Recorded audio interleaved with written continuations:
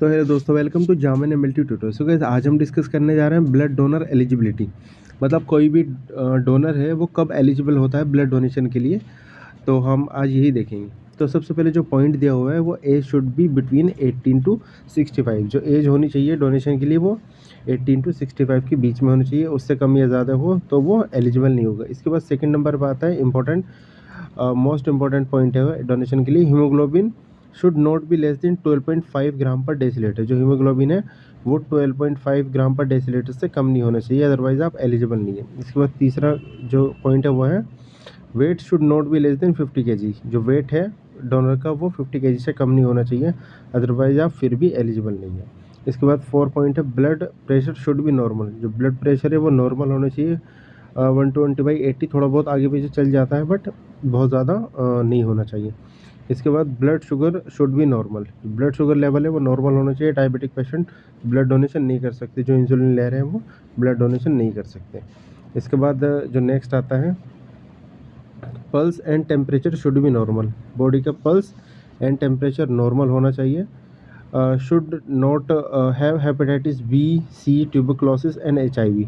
अगर किसी भी पर्सन को कोई डोनेट करने आया है ब्लड, उसमें हेपेटाइटिस बी, सी या ट्यूबरक्लोसिस हो या HIV हो, तो वो ब्लड डोनेट नहीं कर सकता। Okay guys. इसके बाद पॉइंट 8 है, should not B history of sexually transmitted infection. अगर किसी भी पर्सन की हिस्ट्री है या उसको पहले सेक्सुअली ट्रांसमिटेड इन्फेक्शन हो चुका है, तो वो ब्लड डोनेट नहीं कर सकता। इसके बाद should not have been treated for malaria in last 3 month. मतलब जो ब्लड डोनेट करने आया है डोनर, उसको लास्ट 3 मंथ में मलेरिया नहीं होना चाहिए, अदरवाइज़ वो एलिजिबल नहीं है अगर मलेरिया है तो। इसके बाद नेक्स्ट है 3 to 5 days.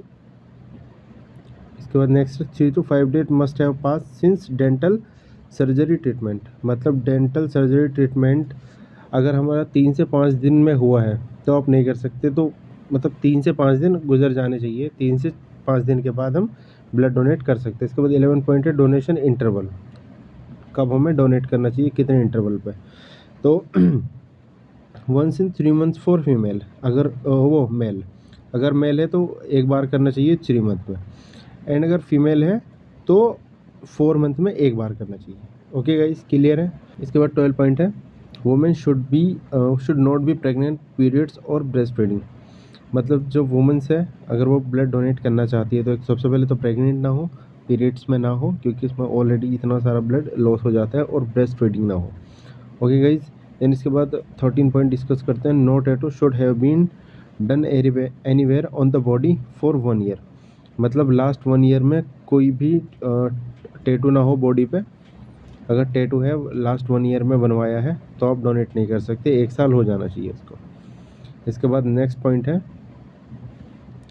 350 ml for 50 kg and 450 ml for more than 55 kg। अगर कोई भी पर्सन 50 kg का है तो 350 ml ब्लड लेंगे, एंड अगर कोई भी पर्सन मोर देन 55 kg है तो 450 ml ब्लड लेंगे।